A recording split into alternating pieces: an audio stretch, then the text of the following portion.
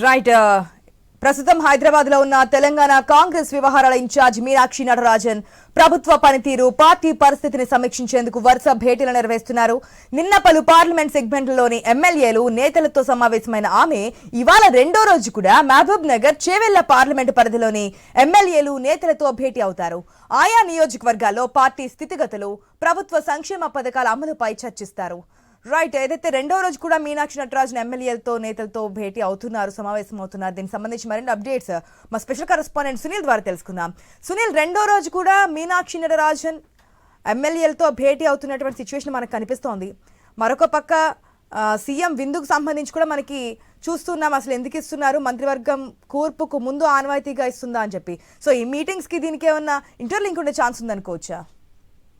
Yes ASHA, ఇక మరి కాసేపట్లోనే tea Congress రాష్ట్ర వ్యవహారాల ఇన్ఛార్జ్ మీనాక్షి నటరాజన్ ఈరోజు 3 పార్లమెంట్ పరిధిలో ఉన్నటువంటి అసెంబ్లీ సెగ్మెంట్ల నేతలతో భేటీ కాబోతున్నారు. ప్రధానంగా ఎమ్మెల్యేలు గత ఎన్నికల్లో పోటీ చేసి ఓడిపోయిన అభ్యర్థులతో ఆమె ముఖాముఖిగా మాట్లాడుతున్నారు. ఆయా నియోజకవర్గాల్లో పార్టీ స్థితిగతులు ఎలా ఉన్నాయి, ఆ అభ్యర్థులు గతంలో ఏ పార్టీలో ఉన్నారు, మొదటి నుంచి కాంగ్రెస్ పార్టీలో ఉన్నారా, లేకపోతే ఎన్నికల ముందు కాంగ్రెస్ పార్టీలో జాయిన్ అయ్యారా, ఇట్లా ప్రతి అంశాన్ని అడిగి తెలుసుకునే ప్రయత్నం చేస్తున్నారు.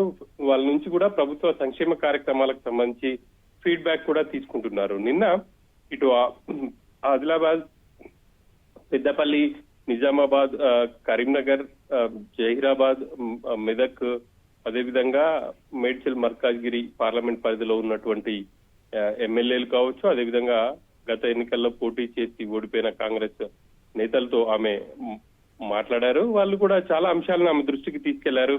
ప్రధానంగా పటాన్ చెరువుకు సంబంధించి బీఆర్ఎస్ ఎమ్మెల్యే కాంగ్రెస్ లో జాయిన్ అయ్యారు.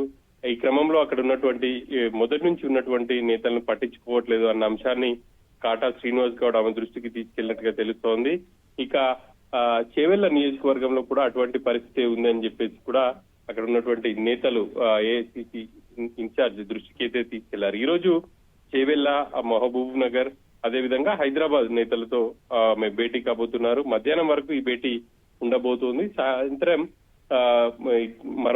సాయంత్రం ఇటు బాజ్పల్లో జరిగే సభలో ఆమె పాల్గొనబోతున్నారు. కాబట్టి ఈ రోజు 3 నియోజకవర్గాలకే పరిమితమైంది. ఇక ఒకవైపు పార్టీ పరంగా ఈ కార్యక్రమాలు జరుగుతుండగానే రాత్రి సీఎం మంత్రులకు ఏర్పాటు చేసినటువంటి విందు హాట్ టాపిక్ గా మారింది.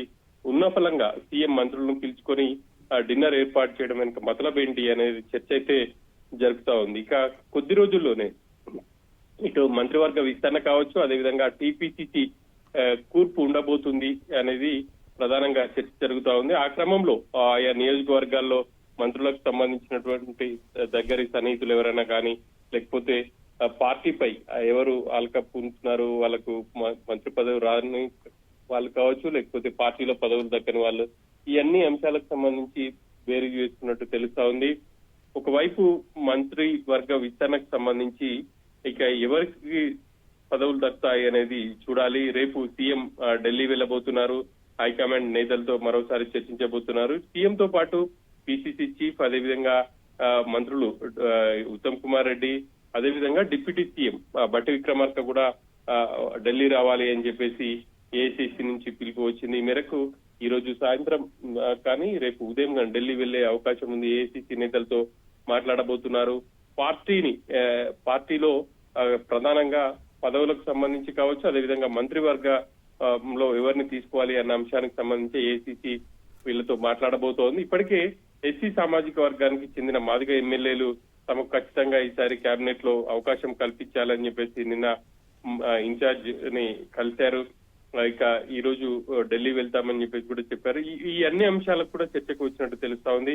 మరోవైపు ఎల్లుండి నుంచి ఇన్ఛార్జ్ మంత్రులు జిల్లాల్లో పర్యటించాలి. జిల్లాల్లో పర్యటించి అక్కడ ఉన్నటువంటి ఇందిరమ్మ ఇళ్లకు సంబంధించి ప్రగతి కావచ్చు, అదేవిధంగా ధాన్యం కొనుగోళ్లకు సంబంధించి కూడా పూర్తి స్థాయిలో అధికారులకు కీలకమైన సూచనలు చేయాలని చెప్పేసి సీఎం ఆదేశించిన నేపథ్యంలోనే ఈ విందు భేటీ జరిగినట్టు తెలుస్తా ఉంది. ఏది ఏమైనా సంవత్సరంన్నర కాలంలో మొట్టమొదటిసారిగా సీఎం మంత్రులకు డిన్నర్ ఏర్పాటు చేయడానికి సంబంధించి అయితే రాజకీయంగా ఒక ఉత్కంఠ అయితే ఉంది. ఏం జరగబోతుంది కాంగ్రెస్ పార్టీలో, సీఎం మంత్రులకు ఏం చెప్పబోతున్నారు, అందరితో ఐక్యంగా ఆ మంత్రులు కావచ్చు, అదేవిధంగా సీఎం కి మధ్య విభేదాలు లేవు, అంతా ఐక్యంగా ఉన్నాము అనేది సంకేతాలు ఇవ్వడానికి ఇటువంటి భేటీ ఏర్పాటు చేశారన్న చర్చ కూడా జరుగుతుంది.